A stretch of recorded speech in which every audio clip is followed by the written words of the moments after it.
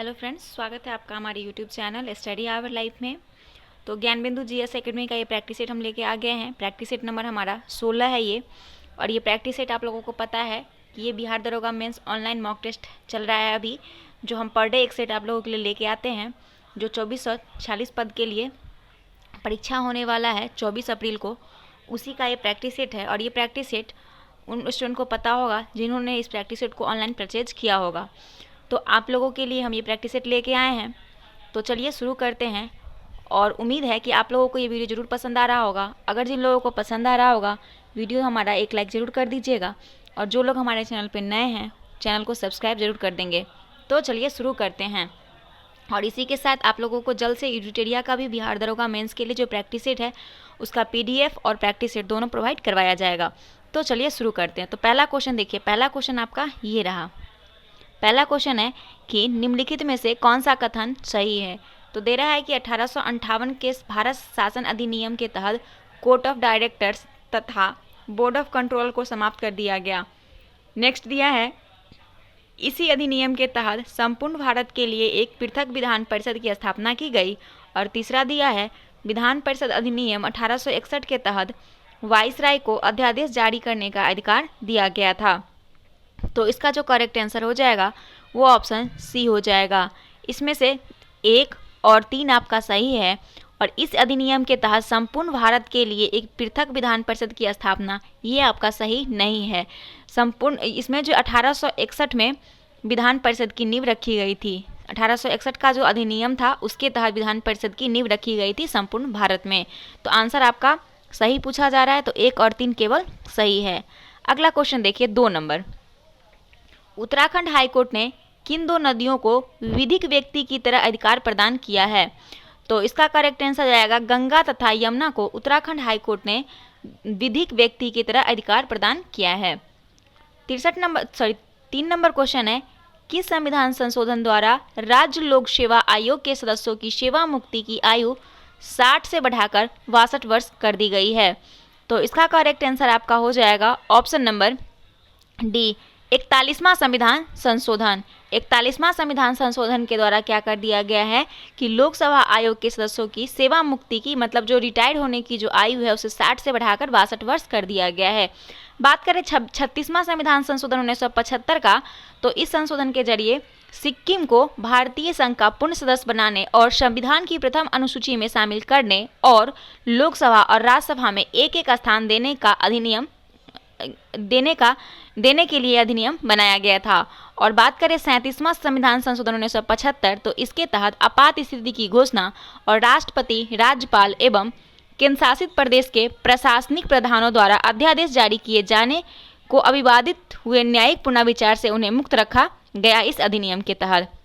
और 39वां संविधान संशोधन के द्वारा जो किया गया वो राष्ट्रपति, उपराष्ट्रपति, प्रधानमंत्री और लोकसभा के अध्यक्ष के निर्वाचन संबंधी विवादों पर ऐसे अधिकारी द्वारा विचार किया जा सकेगा जो संसदीय कानून द्वारा नियुक्त किए जाएंगे। तो ये सारे संशोधन को हमने एक एक करके देखा। अब है 4था नंबर क्वेश्चन। ये कह रहा है कि टिप्पानी लोक नृत्य किस राज्य की है। तो टिप्पानी लोक नृत्य जो है ये आपका हो जाएगा गुजरात का। कहाँ का है? गुजरात का लोक नृत्य है टिप्पानी। 5 नंबर क्वेश्चन है हड़प्पाई नगरों के संदर्भ में निम्नलिखित कथनों पर विचार कीजिए। कालीबंगा में हड़प्पा पूर्व तथा हड़प्पा कालीन दोनों अवस्थाएं देखने को मिलती है। हड़प्पा नगर में विशाल स्नानघर मिला है। तो ये 2 जो है आपका इसमें सही पूछा जा रहा है, तो 2 आपका गलत हो जाएगा, केवल 1 सही है। हड़प्पा नगर में विशाल स्नानघर नहीं बल्कि ये स्नानघर जो मिला है आपका सिंधु सभ्यता के मोहनजोदाड़ो से कहा जाता है कि विशाल स्नानघर का साक्ष्य मिला है। तो ऑप्शन आपका केवल 1 सही हो जाएगा। 6ठा नंबर क्वेश्चन है NPP। और NPP का फुल फॉर्म है नेट प्राइमरी प्रोडक्टिविटी, या हिंदी में कहें तो शुद्ध प्राथमिक उत्पादकता। ये जो है कहाँ उच्चतम होती है। तो इसका करेक्ट आंसर हो जाएगा उष्णकटिबंधीय वन में। NPP जो है ये उष्णकटिबंधीय वन में उच्चतम होती है। अगला क्वेश्चन है 7 नंबर। अलाउद्दीन खिलजी की बाजार नियंत्रण नीति के संदर्भ में निम्नलिखित कथनों पर विचार कीजिए। उसने दिल्ली में खाद्यान्न, वस्त्र, गुलामों और मवेशियों के लिए बाजार स्थापित किए। दूसरा है कि बाजार नियंत्रण अधिकारी शाहाना कहलाता था। व्यापारियों का लेखा जोखा नहीं रहता था। तो उपयुक्त में से कौन सा कथन सही नहीं है? तो केवल आपका 3 सही नहीं है। व्यापारियों का लेखा जोखा नहीं रहता था, ये गलत है। वो व्यापारियों का भी लेखा जोखा रखा करते थे। तो ऑप्शन डी आपका करेक्ट आंसर हो जाएगा। अगला क्वेश्चन देखिए, निम्नलिखित युग्मों पर विचार कीजिए। जीव जगत और प्रजनन की विधि दिया हुआ है। उपयुक्त में से कौन सा सुमेलित है, ये आपसे पूछा जा रहा है। तो सुमेलित है, तो इसका सही आंसर देखिए यहाँ पे सबसे पहले फंजाई निषेचन, मोनेरा संयुग्मन, एनेमेलिया युग्म संलयन। तो इसका करेक्ट आंसर हो जाएगा ऑप्शन नंबर सी। 1 और 2 का मिलान बिल्कुल सही है। और एनेमेलिया का जो है ये युग्म संलयन नहीं, इसका भी निषेचन ही होगा। ठीक है, तो ये आपका गलत हो जाएगा, यानी सही आपका सी हो जाएगा 1 और 2। अगला है, अकबर के शासनकाल में किस मंत्री ने दहसाल बंदोबस्त व्यवस्था लागू की थी? तो अकबर के शासनकाल में दहसाल बंदोबस्त लाया था राजा टोडरमल। कौन लाया था? राजा टोडरमल ने व्यवस्था लागू की थी। 10 नंबर क्वेश्चन है, किसका मिलान गलत है? यहाँ पे केंद्र दिया हुआ है और भारतीय नायक, जो 1857 का क्रांति हुआ था उस समय भारतीय नायक कहाँ से थे ये दिया हुआ है। तो इलाहाबाद से लियाकत अली थे, झांसी की रानी लक्ष्मीबाई झांसी से थी, लखनऊ से हजरत महल थे, और बरेली से अजमुल्ला नहीं, बरेली से खान बहादुर थे। तो आपका मिलान गलत पूछा जा रहा है, तो डी हो जाएगा। अगला क्वेश्चन है, निम्नलिखित घटनाओं को उसके काल क्रमानुसार व्यवस्थित कीजिए। तो सबसे पहले देखिए बरदौली सत्याग्रह। बरदौली सत्याग्रह की बात करें तो यह एक किसान आंदोलन था जिसका नेतृत्वकर्ता कौन थे? वल्लभ भाई पटेल। और ये जो हुआ था 1928 में हुआ था बरदौली सत्याग्रह। उसके बाद हुआ था लाहौर संयंत्र। लाहौर संयंत्र आपका हुआ था 5 मई, कब हुआ था? 5 मई 1930 को। 5 मई 1930 से ये 11 सितंबर 1930 तक चला था। ठीक है, उसके बाद बात करते हैं नमक सत्याग्रह। नमक सत्याग्रह चला था ये 12 मार्च 1930 से स्टार्ट हुआ था। ठीक है, और 16 अप्रैल 1930 तक चला था। और फिर लास्ट में बात करते हैं पूना पैक्ट का। तो पूना पैक्ट आपका हुआ था, ये हुआ था 24 सितंबर 1992। कब हुआ था? 24 सितंबर 1992। तो ये इसका क्रम है। तो इस क्रम के अनुसार से आपका जो सही आंसर हो जाएगा वो आपका आंसर डी हो जाएगा। पहले बरदौली सत्याग्रह, फिर आपका हुआ था बरदौली सत्याग्रह के बाद आपका हुआ था, एक मिनट, हाँ, तो आंसर आपका डी बिल्कुल करेक्ट हो जाएगा। 1 3 2 4, पहले बरदौली सत्याग्रह, फिर नमक सत्याग्रह, फिर लाहौर संयंत्र केस, फिर पूना पैक्ट। अगला क्वेश्चन है, रिंग गार्ड शब्द का संबंध किस खेल से है? तो रिंग गार्ड शब्द का संबंध जो है ये आपका हो जाएगा ऑप्शन नंबर सी, बास्केटबॉल से संबंधित है रिंग गार्ड का संबंध। अगला है 13 नंबर क्वेश्चन, बाबर के संदर्भ में निम्नलिखित में से कौन सा कथन सही नहीं है? तो भारत में एक नई युद्ध पद्धति प्रचलित की, युद्ध में बारूद और तोपखानों का प्रयोग किया, सभी सही है। खानवा के युद्ध के पश्चात बाबर ने गाजी की उपाधि धारण की, ये भी सही है। नेक्स्ट है, उसने अफगान वंशज होने का गौरव प्राप्त था। तो ये कथन जो है बिल्कुल सही नहीं है बाबर के संदर्भ में। 14 नंबर क्वेश्चन है, निम्नलिखित में से कौन सा या सी रैयतबारी प्रणाली की विशेषताएं हैं? तो रैयतबारी प्रणाली की विशेषताएं जो हैं ये आपका दिया हुआ है। इसमें एक तो आपका दिया हुआ है कि यह थॉमस मुनरो की उद्भावना यानी ब्रेन चाइल्ड थी, तो बिल्कुल सही है। इसका उद्देश्य मध्यवर्तियों को कम करना था, ये भी सही है। इस प्रणाली के कृषक धीरे धीरे कंगाल हो गए, ये भी सही है। और इसको मद्रास और बंगाल प्रेसिडेंसी के हिस्सों से शुरू किया गया, तो ये आपका सही नहीं है, तो केवल बी सही हो जाएगा। 1 2 और 3 सही है। 15 नंबर क्वेश्चन है कि निम्नलिखित युग्मों पर विचार कीजिए। विद्रोह और वर्ष दिया हुआ है। तो संथाल विद्रोह 1855 से 1856, मुंडा विद्रोह 1899 में हुआ था, ताना भगत आंदोलन 1914, ये सही सुमेलित नहीं है। ताना भगत आंदोलन जो है ये 1914 से एक मिनट, सही सुमेलित नहीं है। देखिए ये पूछा जा रहा है कि यहाँ सुमेलित नहीं, ये क्वेश्चन गलत है। यहाँ पे सुमेलित नहीं, यहाँ पे होना चाहिए उपयुक्त में से कौन सा सुमेलित है। तो आपका तीनों सुमेलित है। संथाल विद्रोह 1855 से 56 में हुआ था, मुंडा आपका 1899 में हुआ था, ताना भगत 1914 में चला था। और ये पता है कि ये बिहार वर्तमान झारखंड में छोटा नागपुर से स्टार्ट हुआ था वहाँ पे। और ये जो था आंदोलन आपका ताना भगत आंदोलन जो था ये आपका बिहार के छोटा नागपुर वर्तमान झारखंड के आदिवासी समुदाय ताना भगत उराव थे जो ब्रिटिश सत्ता के खिलाफ यह आंदोलन किए थे, ताना भगत आंदोलन। तो ये आपका सही होना चाहिए इसमें डी आंसर। ठीक है, 1 2 तीनों जो है वह सुमेलित है, तो इसे आप स्किप कर सकते हैं, ये काट दीजिए। ठीक है, अगला क्वेश्चन है, नीचे दिए गए सूची 1 को सूची 2 के साथ सुमेलित कीजिए। यहाँ पे आपको मिलान करना है। यहाँ पे संस्थापक और संस्था का नाम दिया हुआ है, तो देखिए यहाँ पे मिलाना है। तो इसका हो जाएगा सही आंसर आपका सुरेंद्र नाथ बनर्जी, ये हो जाएगा इंडियन एसोसिएशन। उसके बाद आपका दिया हुआ है जस्टिस रनाडो जो पूना सार्वजनिक सभा के, और एम वीर राघवाचारी ये हो जाएगा मद्रास महाजन सभा, और फिरोज शाह मेहता ये आपका हो जाएगा ये आपका हो जाएगा Bombay presidency association. Option C बिल्कुल करेक्ट है। लिक्विड पेट्रोलियम गैस के घटकों में शामिल है, तो लिक्विड पेट्रोलियम गैस के घटकों में जो शामिल है वो सही नीचे दिए गए कूट का प्रयोग कर सही उत्तर का चयन कीजिए। तो एक तो आपका प्रोपेन हो जाएगा, दूसरा आपका ब्यूटेन हो जाएगा, और तीसरा आपका ब्यूटालीन हो जाएगा। 2, 3 और 4 मीथेन को छोड़ के बाकी सभी सही है। अगला क्वेश्चन देखिए, मिलान करें। जलप्रपात और देश का नाम दिया हुआ और इसे मिलान करना है। तो सबसे पहले यहाँ पे दिया हुआ है एंजिल, या इसका वेनेजुएला देश में है। एंजिल जलप्रपात कहाँ है? वेनेजुएला में है। उसके बाद है डेल्टा आपका हो जाएगा कनाडा। नियाग्रा आपका हो जाएगा अमेरिका एवं कनाडा। सुथरलैंड ये आपका हो जाएगा न्यूजीलैंड। ऑप्शन सी बिल्कुल करेक्ट आंसर है। अगला क्वेश्चन देखिए, 19 नंबर कह रहा है मिलान गलत है। तो इसमें से देखना है कि मिलान कौन सा गलत है। नीदरलैंड की राजधानी एम्स्टर्डम, रोमानिया का बुखारेस्ट, लताविया का एडिंगा, अजरबैजान किसी ने भी, ये आपका गलत है। ऑप्शन डी गलत हो जाएगा, इसका बाकू हो जाएगा। कौन सा हो जाएगा? बाकू। अगला क्वेश्चन देखिए, 20 नंबर, जनसंख्या की दृष्टि से 4 सबसे बड़े देश का अवरोही क्रम लिखे। तो जनसंख्या की दृष्टि से सबसे ज़्यादा जनसंख्या किस देश का है ये आपको पता होगा। तो इसका करेक्ट आंसर जो हो जाएगा वो ए हो जाएगा। सबसे पहले चीन का, फिर जनसंख्या की दृष्टि से सबसे ज़्यादा जनसंख्या चीन में है, फिर भारत, फिर यूएसए और उसके बाद इंडोनेशिया। 21 नंबर क्वेश्चन देखिए, 21 नंबर क्वेश्चन कह रहा है कि निम्नलिखित कथनों पर विचार कीजिए। तो दिया हुआ है कि 52वां संवैधानिक संशोधन अधिनियम से पहले तक राजनीतिक दलों को संविधान में शामिल नहीं किया गया था।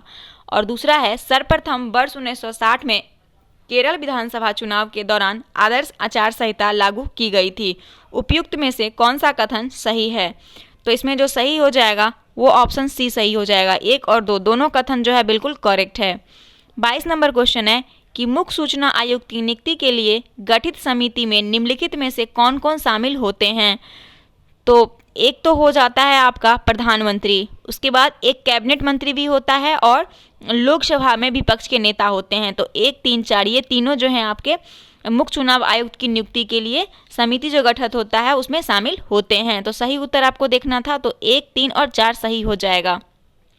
ऑप्शन सी बिल्कुल करेक्ट आंसर है। अब 23 नंबर क्वेश्चन देखिए, 23 नंबर क्वेश्चन कह रहा है कि निम्नलिखित में से कौन सी विषय 11वीं अनुसूची में सम्मिलित है?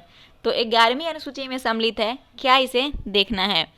तो इसमें जो सम्मिलित है वो एक तो कृषि भी हो जाएगा, उसके बाद आपका हो जाएगा सार्वजनिक वितरण प्रणाली, फिर परिवार कल्याण, तकनीकी प्रशिक्षण और व्यावसायिक शिक्षा, गरीबी उन्मूलन। ये सभी जो है 1, 2, 3, 4, 5 ये सभी जो इसमें शामिल है किसमें? विषय 11वीं अनुसूची में। और 11वीं अनुसूची क्या है आप लोग कमेंट करके बताएंगे। अगला क्वेश्चन है निम्नलिखित को सुमेलित कीजिए। यहाँ पे मिलान करना है। तो सबसे पहले दिया हुआ है इसमें अल्फा किरण। अल्फा किरण क्या हो जाएगा? अल्फा किरण का हो जाएगा उच्च ऊर्जा वाले हीलियम नाभिक। 1 का 3 हो जाएगा। ठीक है, यहाँ पे हम लिख देते हैं 1 का 3 हो जाएगा। अल्फा किरण का क्या हो जाएगा? उच्च ऊर्जा वाले एक मिनट, हाँ सही है। उसके बाद है बीटा किरण। बीटा का आपका हो जाएगा उच्च ऊर्जा वाले इलेक्ट्रॉन, सामने सामने सही है। उसके बाद हो जाएगा गामा किरण, ये हो जाएगा इसका 1, सी का 1 हो जाएगा। गामा किरण का उच्च ऊर्जा वाले फोटोन। और कॉस्मिक किरण ये हो जाएगा आपका सामने है ऊर्जा वाले प्रोटॉन। तो आपका मिलान डी करेक्ट हो जाएगा। अगला क्वेश्चन देखते हैं 25 नंबर, सेरेजेवा का युद्ध किसके बीच हुआ था? तो सेरेजेवा का युद्ध जो हुआ था ये हुआ था ऑस्ट्रिया तथा प्रशा के बीच। सिरेजोवा का युद्ध ऑस्ट्रिया तथा प्रशा के बीच हुआ था। 26 नंबर क्वेश्चन है, कम्युनिस्ट मैनिफेस्टो नामक ग्रंथ की रचना किसने की थी? तो कम्युनिस्ट मैनिफेस्टो नामक ग्रंथ की रचना जो किया गया था ये कार्ल मार्क्स के द्वारा किया गया था। सिकंदर के संदर्भ में कौन सा कथन सही है? सिकंदर के संदर्भ में तो दिया हुआ है कि सिकंदर के गुरु अरस्तु थे, सही है। इसके आक्रमण के समय अश्वक एक सीमांत गणराज था, ये भी सही है। इसकी मृत्यु 323 बेबीलोन में हुई थी। तो ये तीनों कथन जो है सिकंदर के संदर्भ में सही है। मौर्य वंश का सबसे अंतिम शासक कौन था? तो मौर्य वंश का सबसे अंतिम शासक बृहद्रथ था।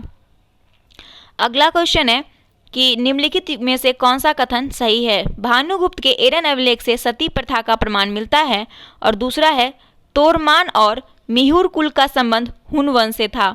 तो इसमें जो करेक्ट आंसर हो जाएगा 1 और 2 बिल्कुल सही है, ऑप्शन सी। 30 नंबर क्वेश्चन है, निम्नलिखित कथनों पर विचार कीजिए। अंतरांकित प्रश्न में मौखिक उत्तर दिया जाता है तथा इसके बाद पूरक प्रश्न पूछे जा सकते हैं। तारांकित प्रश्न में लिखित उत्तर दिया जाता है तथा इसके बाद पूरक प्रश्न पूछे जा सकते हैं। और तीसरा है अल्प सूचना के प्रश्न वो हैं जिन्हें कम से कम 10 दिन का नोटिस देकर पूछा जाता है। तो इस तीनों में से कौन सा सही है? तो आपका एक तो 2 सही है कि तारांकित प्रश्न में लिखित उत्तर दिया जाता है तथा इसके बाद पूरक प्रश्न नहीं पूछे जा सकते। और तीसरा आपका है कि अल्प सूचना के प्रश्न वो हैं जिन्हें कम से कम 10 दिन की नोटिस देकर पूछा जाता है। तो 2 और 3 ही केवल सही है। 31 नंबर क्वेश्चन है, सॉरी 1 मिनट, इसका ऑप्शन बी सही होगा, केवल 3 सही है। इसमें जो हो जाएगा ना केवल 3 सही है, क्योंकि इसमें से आपको सही ढूंढना था तो केवल 3 ही सही होगा कि अल्प सूचना के प्रश्न वो हैं जिन्हें कम से कम 10 दिन का नोटिस देकर पूछा जाता है। 1 और 2 आपका गलत है, ऑप्शन बी बिल्कुल करेक्ट आंसर होगा। अगला क्वेश्चन है 31 नंबर, निम्नलिखित युग्मों पर विचार कीजिए।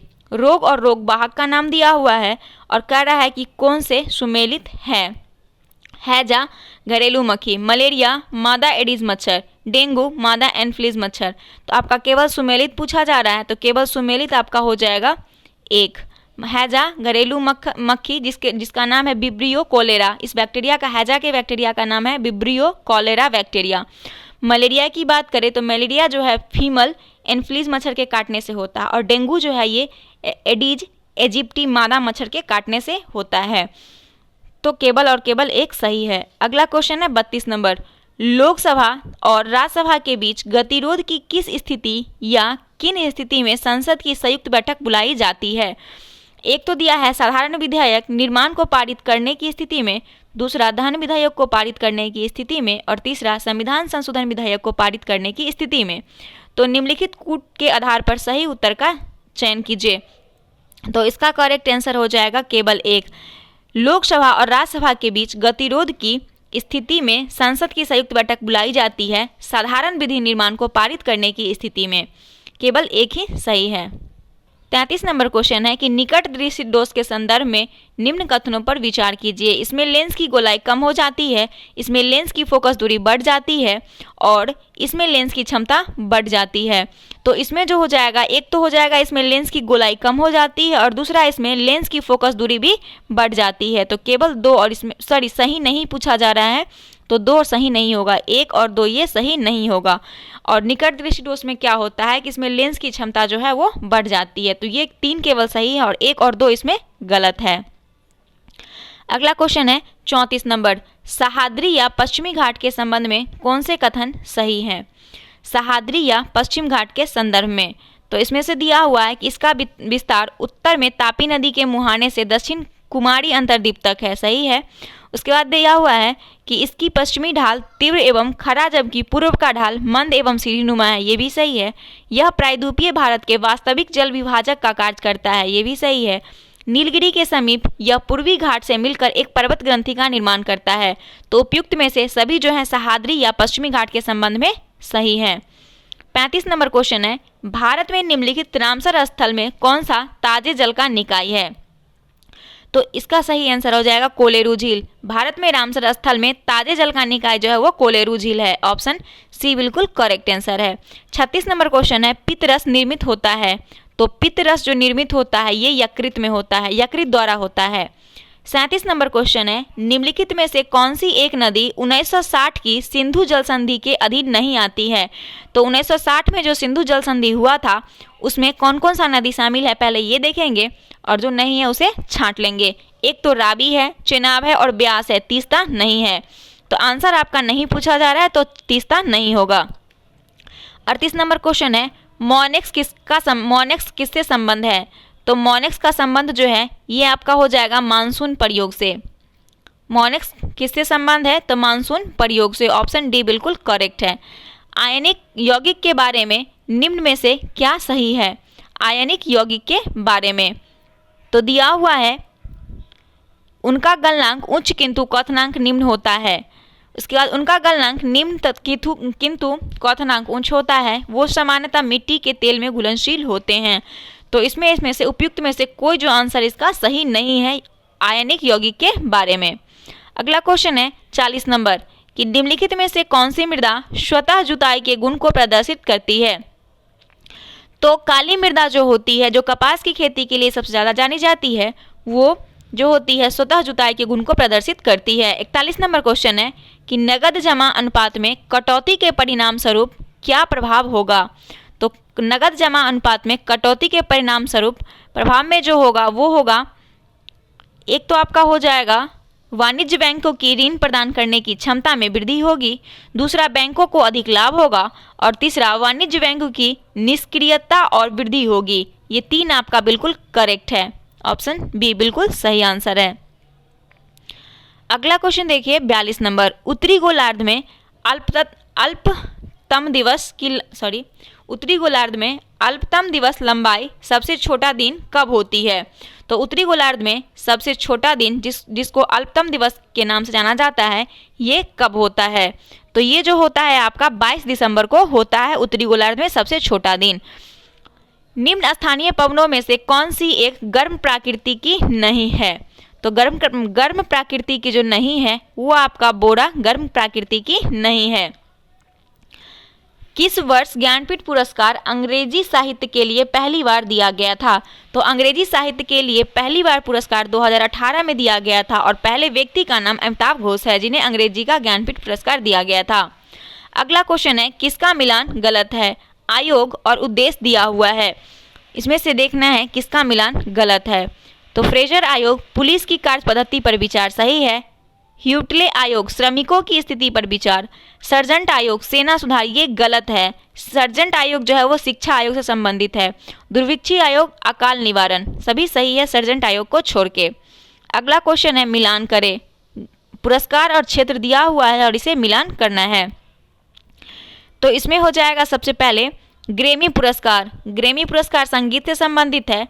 सरस्वती सम्मान ये साहित्य से संबंधित है।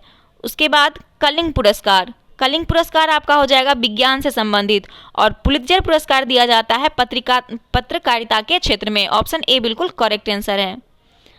इनमें से कौन से पारिस्थितिक तंत्र के घटक हैं। पारिस्थितिक तंत्र के घटक हैं ये पूछा जा रहा है।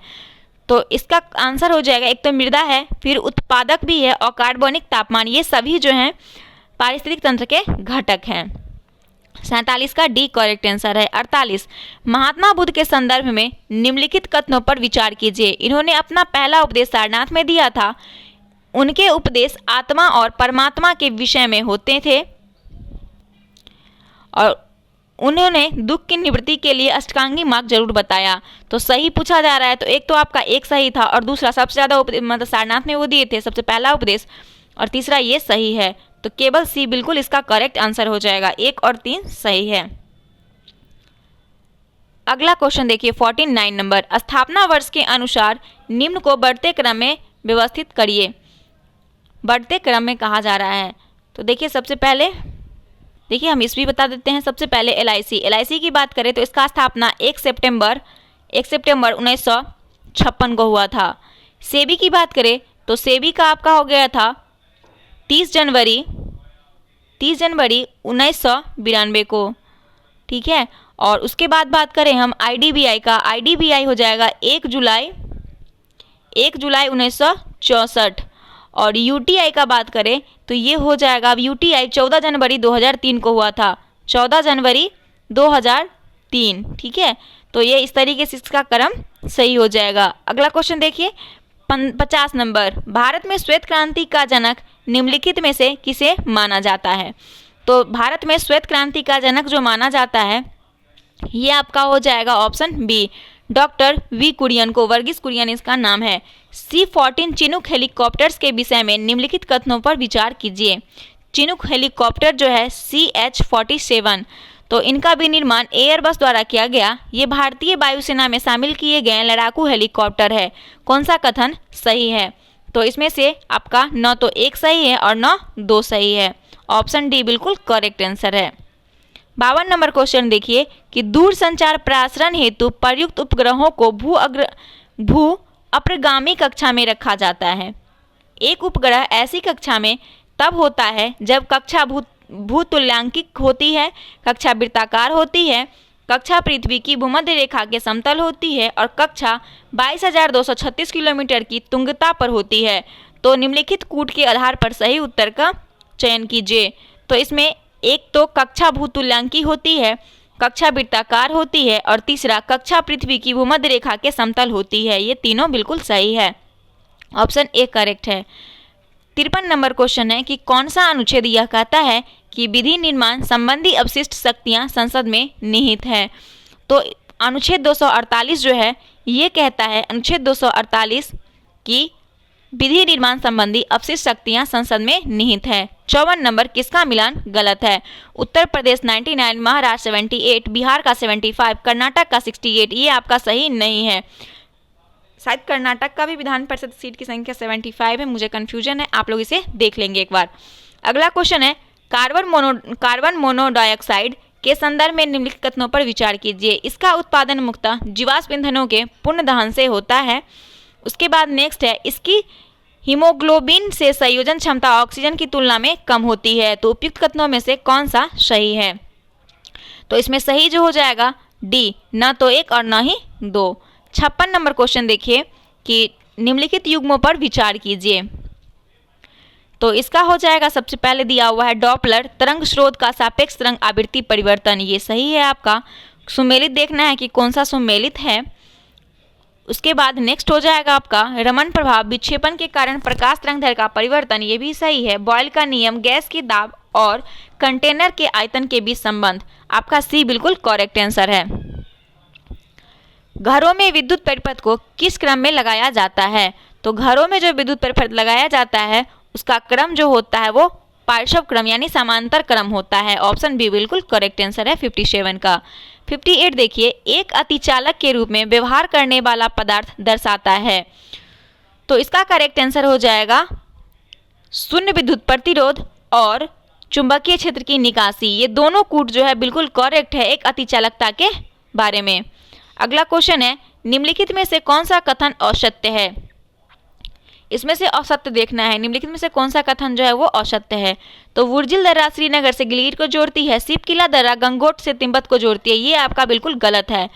काराकोरम दर्रा भारत का सबसे ऊंचा दर्रा है। जोजिला दर्रा लेक को कश्मीर घाटी से जोड़ती है। तो शिवकिला दर्रा जो है वो किसको जोड़ती है? ये हिमालय में है, हिमालय क्षेत्र का प्रमुख दर्रा है और ये जो है हिमाचल प्रदेश और तिब्बत को जोड़ती है। नेक्स्ट देखिए, नेक्स्ट दिया हुआ है प्रसिद्ध पर्यटक स्थल कोडाइकनॉल किस पहाड़ी पर स्थित है? तो कोडाइकनॉल जो है ये पालनी पहाड़ी पर स्थित है। 61 नंबर क्वेश्चन है कि चंबल, वेतवा तथा केन किसकी सहायक नदी है?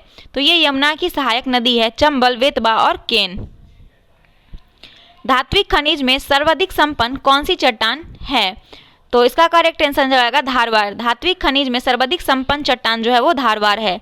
अब नेक्स्ट दिया हुआ है किसका मिलान गलत है? तो देखिए, सबसे पहले कह रहा है किसका मिलान गलत है। वायुसेना दिवस 8 अक्टूबर को मनाया जाता है। विश्व शिक्षक दिवस 5 अक्टूबर को मनाया जाता है। विश्व प्राकृतिक दिवस 3 अक्टूबर को मनाया जाता है। एंड नेक्स्ट दिया है विश्व खाद्य दिवस, ये 21 अक्टूबर, ये मिलान गलत है। विश्व खाद्य दिवस 16 अक्टूबर को मनाया जाता है। अगला क्वेश्चन है 64 नंबर, निम्नलिखित में से किसका उपयोग जल की कठोरता को दूर करने के लिए किया जाता है? तो जल की कठोरता को दूर करने के लिए केल्विन का प्रयोग किया जाता है। अगला क्वेश्चन है, निम्नलिखित में से कौन से कार्बन का अपरूप है? तो कार्बन का अपरूप ये हो जाएगा आपका ऑप्शन डी। एक तो हीरा है, उसके बाद ग्रेफाइट है और फ्लोरीन है। नीचे दिए गए कूट का प्रयोग कर सही उत्तर का चुनिए। तो ये कार्बन का तीनों जो है अप्रूप है, ग्रेफाइट, हीरा और फ्लोरीन। अगला क्वेश्चन है 66 नंबर। देसी या घरेलू उत्पाद यानी डोमेस्टिक प्रोडक्ट बराबर है, तो घरेलू या देसी या घरेलू उत्पाद किसके बराबर है? तो ये हो जाएगा राष्ट्रीय उत्पाद माइनस विदेशों से शुद्ध साधन कारक आय के बराबर है। अगला क्वेश्चन 67 नंबर है। सूची 1 को सूची 2 के साथ सुमेलित कीजिए एवं नीचे दिए गए कूट की सहायता से सही उत्तर का चयन कीजिए। सूची 1 में समांगी मिश्रण है और सूची 2 में उसका एलॉय दिया हुआ यानी मिश्र धातु दिया हुआ है, इसे मिलान करना है। तो इसका जो सबसे पहले इसका हो जाएगा पारद और कोई अन्य धातु, ये हो जाएगा अमलगम, सही है। उसके बाद तांबा और जस्ता, ये हो जाएगा पित्तल, सही है। तांबा और टीन, ये कांसा हो जाएगा। और सीसा और टीन सोल्डर, तो मिलान बिल्कुल करेक्ट दिया हुआ है, डी नंबर इसका ऑप्शन सही हो जाएगा।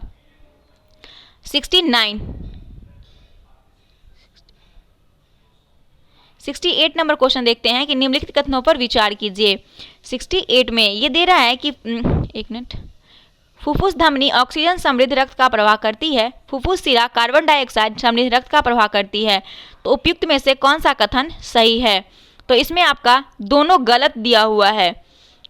फुफ्फुस धमनी ऑक्सीजन समृद्ध रक्त का प्रवाह नहीं करती है और फुफ्फुस सिरा कार्बन डाइऑक्साइड समृद्ध शुद्ध रक्त का करती है, तो ये आपका ऑप्शन बिल्कुल गलत है। 69 का हो जाएगा निम्नलिखित में से कौन सा से सही है? 69 का, तो इसमें दिया हुआ है कि मोनेरा और प्रोटिस्टा दोनों के अंतर्गत एक कोशिकीय जीवातें हैं, ये सही है। और मोनेरा और प्रोटिस्टा दोनों के अंतर्गत यूकैरियोटिक जीवातें हैं, ये गलत है। नीलहरी सवाल मोनेरा वर्ग का जीव है, तो ये भी सही है। तो आपका 1 और 3 जो है बिल्कुल करेक्ट आंसर हो जाएगा। 70 नंबर क्वेश्चन है कि थोक मूल सूचकांक के मापन में निम्न में से किस एक क्षेत्र का सबसे अधिक भार दिया जाता है? तो इसका करेक्ट आंसर हो जाएगा विनियमित उत्पाद का, ऑप्शन डी। 71 नंबर क्वेश्चन है निम्नलिखित में से कौन सी अस्थि पश्चपाद का हिस्सा नहीं है? तो स्कैपुला जो है ये अस्थि पश्चपाद का हिस्सा नहीं है, बाकी टार्सल, पटेला, फैलिंजेज ये तीनों जो है अस्थि पश्चपाद का हिस्सा है। अब 72 नंबर क्वेश्चन है। 72 नंबर क्वेश्चन आपका कह रहा है कि निम्न में से कौन गैर संक्रामक रोग है? तो एक तो आपका बेरी हो जाएगा, उसके बाद रिकेट्स हो जाएगा, नेक्स्ट आपका कैंसर भी हो जाएगा और स्कर्वी हो जाएगा। तो ऑप्शन ए बिल्कुल करेक्ट है आपका, बेरी, रिकेट्स, उसके बाद कैंसर और स्कर्वी ये सभी जो है गैर संक्रामक रोग है। अगला क्वेश्चन 73 नंबर। प्रकाश संश्लेषण स्वपोषित पोषण का एक महत्वपूर्ण साधन है। प्रकाश संश्लेषण में जो घटना घटित नहीं होती है वह है, तो प्रकाश संश्लेषण में जो घटना नहीं होती है वो है कार्बन का कार्बन डाइऑक्साइड में ऑक्सीकरण, ऑप्शन सी ये बिल्कुल सही आंसर है। प्रकाश ऊर्जा का रासायनिक ऊर्जा में परिवर्तन, कार्बन डाइऑक्साइड का कार्बोहाइड्रेट में अवकरण, क्लोरोफिल द्वारा प्रकाश का अवशोषण, ये सभी घटनाएं होती है प्रकाश संश्लेषण में, सी को छोड़ के। 74 नंबर क्वेश्चन है कि निम्नलिखित में से कौन सा सूक्ष्मजीव दूध से दही बनाने और अम्लीकरण का कारण बनता है? तो ये लैक्टिक अम्ल बैसिलस जो है ये जो है सूक्ष्मजीव दूध से दही बनाने का काम करता है। 75 नंबर क्वेश्चन है कि बंद अर्थव्यवस्था वह अर्थव्यवस्था है जिसमें क्या होता है, न तो आयात होता है और न निर्यात होता है। ऑप्शन नंबर इसका करेक्ट डी हो जाएगा। और कौन सा देश है जिसका अर्थव्यवस्था जो है वो बंद अर्थव्यवस्था है, आप लोग कमेंट करके बताएंगे। अगला क्वेश्चन है व्यंजक। अब यहाँ से मैथ स्टार्ट हो गया है तो इसे हम सिर्फ और सिर्फ आंसर करेंगे, आप लोग इसे खुद सॉल्व कर लीजिएगा। तो चलिए बताते हैं। सबसे पहले 76 का आंसर आपका हो जाएगा ऑप्शन नंबर बी, 26 आंसर आएगा इसका। 27 का हो जाएगा 77 का आंसर हो जाएगा ऑप्शन नंबर सी। एंड 78 का हो जाएगा 78 का आंसर ऑप्शन डी हो जाएगा। और 79 नंबर क्वेश्चन यहाँ से स्टार्ट हो गया और 79 का आंसर ऑप्शन बी हो जाएगा। 80 नंबर क्वेश्चन का हो जाएगा आंसर सी। 81 का हो जाएगा ऑप्शन नंबर सी, 81 का ऑप्शन सी। और 82 का हो जाएगा ऑप्शन डी। 83 का हो जाएगा ऑप्शन सी। 84 का ए हो जाएगा और 85 85 का बी हो जाएगा। 86 नंबर क्वेश्चन का आंसर हो जाएगा ऑप्शन नंबर सी। और 88 नंबर क्वेश्चन है, 88 नंबर, सॉरी एक मिनट, यहाँ पे 87 नंबर क्वेश्चन का आंसर आपका ए हो जाएगा। और 88 नंबर क्वेश्चन का आंसर हो जाएगा ऑप्शन सी। 89 का भी हो जाएगा ऑप्शन नंबर ए। और 90 का हो जाएगा ऑप्शन बी। 91 का बी हो जाएगा। और 92 का आपका हो जाएगा ऑप्शन ए। 93 नंबर क्वेश्चन है, ऑप्शन सी हो जाएगा। 94 का हो जाएगा ऑप्शन डी। एंड 95 का हो जाएगा ऑप्शन नंबर सी। 96 का भी डी हो जाएगा। और 97 का हो जाएगा ऑप्शन नंबर बी। 98 का हो जाएगा ऑप्शन ए। और 99 नंबर क्वेश्चन का आंसर है ऑप्शन डी। और 100 नंबर प्रश्न का आंसर हो जाएगा, एक मिनट, 100 नंबर क्वेश्चन का आंसर हो जाएगा ऑप्शन नंबर बी। तो ये हमारा 100 प्रश्न था जो प्रैक्टिस सेट समाप्त होता है यहाँ पे। तो मिलेंगे नेक्स्ट प्रैक्टिस सेट के साथ। अगर वीडियो पसंद आए तो एक लाइक जरूर कर दीजिएगा। जो लोग हमारे चैनल पर नए हैं चैनल को सब्सक्राइब कर ले और वीडियो को ज़्यादा से ज़्यादा अपने दोस्तों के साथ शेयर कर दे। तो चलिए मिलते हैं नेक्स्ट प्रैक्टिस सेट के साथ, तब तक के लिए धन्यवाद।